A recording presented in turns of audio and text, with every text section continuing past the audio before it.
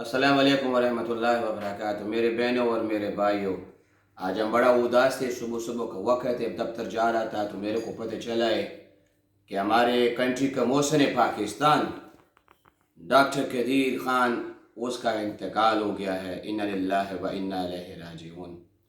یہ شخص وہ شخص ہے جس نے پاکستان کو پوری دنیا میں واحد مسلمان ملک ہے جس کو اس نے ایٹمی طاقت بنایا ہے، اور پاکستان کو اتنا اسٹرانگ بنایا ہے کہ پورا دنیا اس کی فوج کا طاقت کو مانتا ہے۔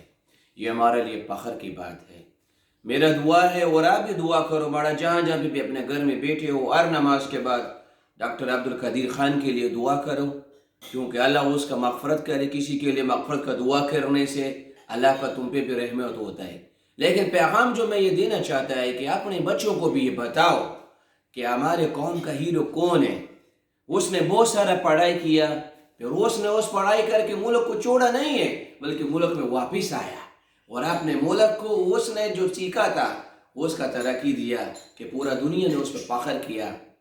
تو ڈاکٹر عبدالقدیر خان، ہم چاہتے ہیں کہ آپ کے گھروں میں بھی، میرے گھر میں بھی، ہمارا بچہ لوگ بھی اس طرح پڑھائی کر کے قدیر خان کی طرح بنے، اور قدیر خان کو ہم نے مرنے نہیں دینا ہے۔ ہم نے اپنے بچہ کا تربیت ایسے کرنا ہے کہ ہر گھر میں سے قدیر خان سائنسدان نکلے گا، اور تب جا کر پاکستان ترقی کرے گا۔